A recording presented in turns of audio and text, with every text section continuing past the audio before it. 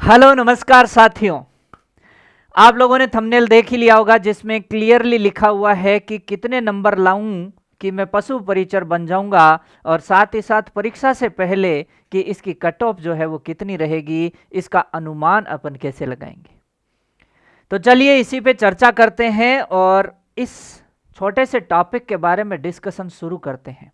जी हाँ दोस्तों, देखा जाए तो जो पशु परिचर का एग्जाम है, इसमें जो परीक्षा की जो तिथि है वो आपके आ ही चुकी है कि 1, 2 और 3 दिसंबर को ये परीक्षा होने वाली है। और ये भी सभी को पता है कि ये जो परीक्षा है ये 3 दिन चलेगी और प्रत्येक दिन 2 पारी होगी, यानी कुल 6 पारी में यह परीक्षा संपन्न होने वाली है।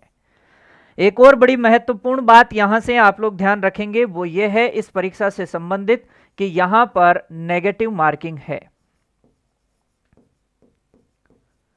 और दोस्तों जो नेगेटिव मार्किंग है वो आपके 1/4 रहने वाली है।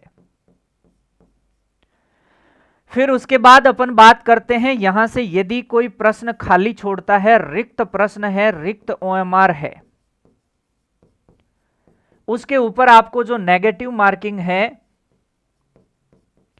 वो आपको दोस्तों देखने को मिलेगी 1/3। यानी प्रत्येक प्रश्न खाली छोड़ने पर आपको उसके लिए -1/3 है वो करना पड़ेगा। तो इसका मतलब साफ साफ है कि आप कोई भी क्वेश्चन बिना भरे ओएमआर में नहीं छोड़ेंगे। यदि आपको कोई प्रश्न नहीं आता है तो 5वें ऑप्शन का उपयोग करेंगे और अनुत्तरित ऑप्शन उसमें फिल करेंगे। यानी ओएमआर में आपको प्रत्येक क्वेश्चन फिल करना ही करना है। ठीक बात। अब यहां से बात करते हैं दोस्तों कट ऑफ की।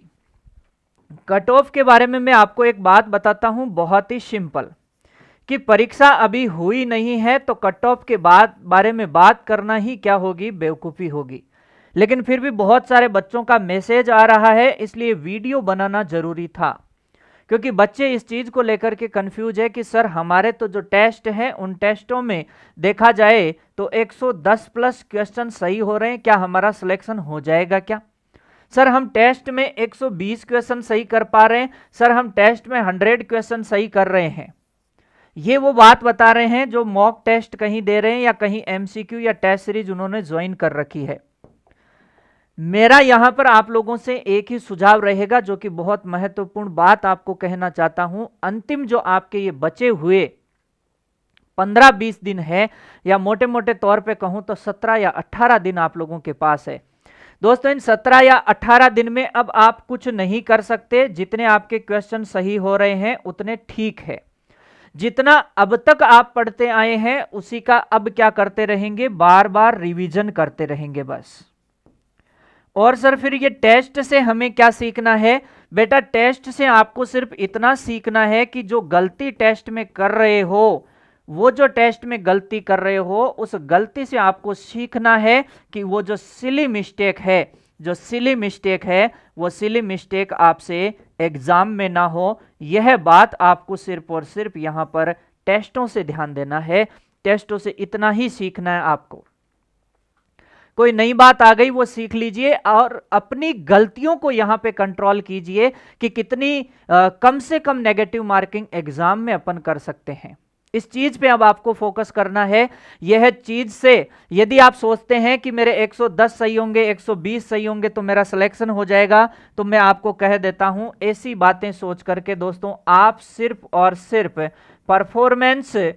परफॉर्मेंस के लिए आप प्रेशर ले लेंगे, और परफॉर्मेंस का जो प्रेशर है यह आपको एग्जाम में नेगेटिव लेकर के जाएगा। तो दोस्तों आपको परफॉर्मेंस प्रेशर नहीं लेना है। आपकी परफॉर्मेंस कैसी रहने वाली है परीक्षा में, आपको उसका प्रेशर, उसकी टेंशन नहीं लेनी है। आपको अपना 100% देना है। इस अंतिम समय में अपने आप पे भरोसा रखना है, अपने कंटेंट पे भरोसा रखना है। जितनी पढ़ाई अब तक आपने कर ली उसके ऊपर आपको भरोसा रखना है, बस ये सबसे महत्वपूर्ण है। सारी चीजें बिखरी हुई है, इन बिखरी हुई चीजों को अब समेट लो। आपका सिलेक्शन दुनिया की कोई ताकत नहीं रोक पाएगी। मैंने पहले कहीं ना कहीं एक कहावत पढ़ी थी कि पकी खेती देख के गर्व किया किसान, अजहूं तो झोला बहुत है, घर आए तब जान। यानी किसान की खेती, किसान का फसल पूरी अच्छे से पकी हुई थी और किसान एकदम गर्व कर रहा था, प्राउड फील, एकदम मतलब फूला नहीं समा रहा था। तो वहां कहता है कि पकी खेती देख के गर्व किया किसान, अजहू तो झोला बहुत है। अरे भाई अभी तो बहुत झोले हैं, पूरा धान घर में आ जाए तब जानना। पकी खेती पे कभी भी ओले गिर सकते हैं, कभी भी बरसात हो सकती है। तो ठीक आप लोगों के साथ है, आप लोगों की तैयारी बहुत शानदार है पशु परिचर की। बस ये अंतिम समय है, इस अंतिम समय में उस फसल को काट करके इकट्ठा करके जैसे बोरियों में भर के घर लेकर के आते हैं, ठीक वैसे ही आपको बस जितना आपने पढ़ा उसको बस समेटना है और समेट करके अपने दिमाग में फिट करना है और एग्जाम में जाके वहां उड़ेल देना है।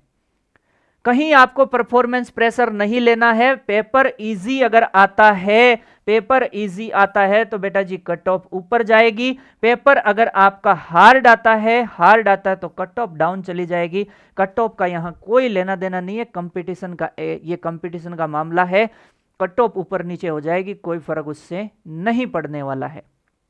ये बात आप लोग ध्यान रखें, अपने आप पे भरोसा रखें। हो सकता है आपने जो क्वेश्चंस लगाए, आपने जो कंटेंट पढ़ा वही आपको पूरा एग्जाम में मिल गया, तो मुझे बताओ टेस्ट वाले में उसमें कितना फर्क आ जाएगा? रात दिन का फर्क आ जाएगा। तो टेस्ट की परफॉर्मेंस से टेंशन लेनी नहीं है। पहले से ये एजम्पशन करके नहीं चलना है कि एग्जाम में मेरे 120 क्वेश्चन सही होने चाहिए। आपको कुछ भी ऐसी चीजें नहीं सोचनी है। आपको सिर्फ एक ही बात सोचनी है कि आज का दिन मैंने जो गलती की वो कल के दिन गलती नहीं होनी चाहिए।